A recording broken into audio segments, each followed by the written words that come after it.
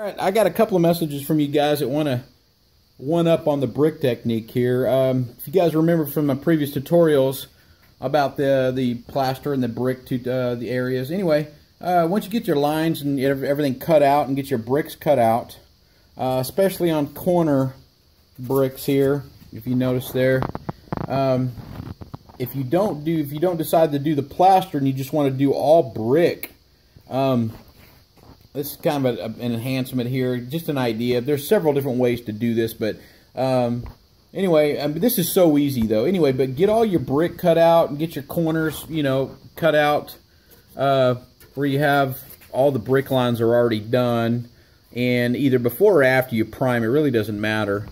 But to get this technique, it's really simple, because basically all you're going to do is turn sideways, and you can see the brick. And what I'll do is I'll take the short side of the brick, the end of the brick, and what I'll do is I will cut down about a 1/4 inch and just cut that whole end of the brick off. Do every other one where the short side, because you have the long side of the brick and then you have the depth of the brick, not the length but the depth. You cut the ends of every one of them off, every other one, and then come back and do the opposite.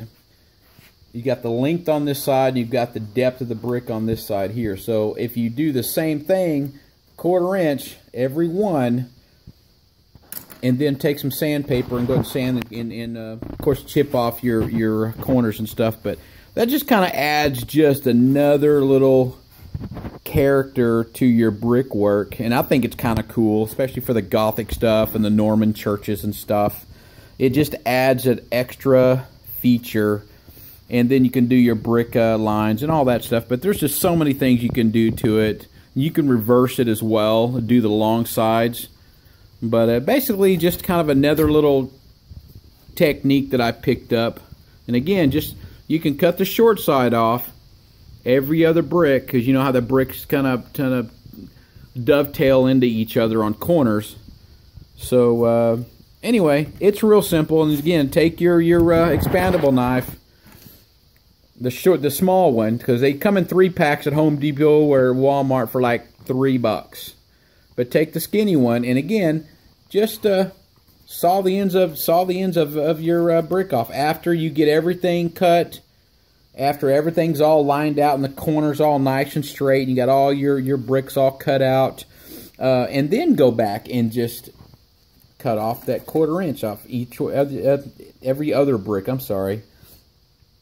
And like I said, that just adds an extra Gothic feature. I'm sitting around and I just came up with it. But anyway, it's very simple. And like I said, once you get your brick technique down, like I said, just line it all out, V-notch it out, cut your corners off, chip your corners out. And you can bevel your bricks in there too. Take that little skinny knife again, and you can bevel these bricks in where they're not very even, because I've never seen an old brick wall that was even. So you can see a couple of bricks that were turned in sideways, or sunken in. Anyway, but that's just the corner technique I have. Not too bad looking, adds a little character, especially if you're doing a Gotham, Batman, something cool, even old Norman, German, whatever. Anyway, but it just adds just another feature for people to look at your cool stuff. So anyway, well, that's it. Let me know what you think. Check out my other videos and stuff like that.